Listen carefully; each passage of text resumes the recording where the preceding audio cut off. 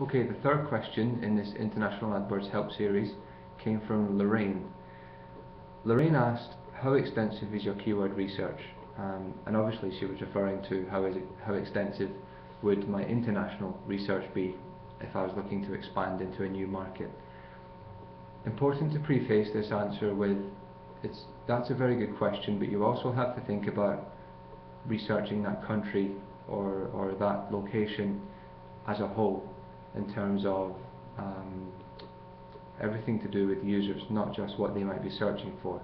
What are their buying habits? What's their income level? All this sort of thing, because it really helps you target your ads and your landing pages when you understand the country and their economy better. In relation to the specific question, I have to be completely honest and say I don't do a huge amount of research when setting up international campaigns with regards to specific keywords, because I much prefer to have a local individual from that region do that for me. What's really important is, being based in the UK, I will have a UK account already set up and fully researched and continually optimized and added to and refined.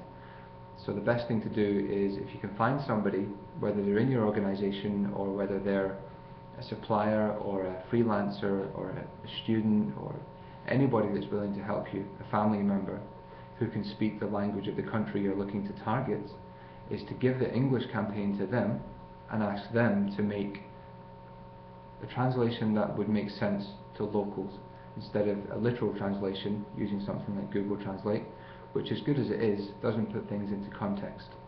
And this is really important. Furthermore, you have to research when you're targeting languages such as Portuguese, whether it's the true original Portuguese version of the language that you want to target, or whether that would be the Brazilian Portuguese, because the use of the language, even though it's the same language, is very different. So these are really important things to consider. But as I say, in terms of the actual keyword research, unless you're fluent in multiple languages, I would leave that to the locals, as they'll be able to take your English keywords and put them into a structure and spelling that will make sense.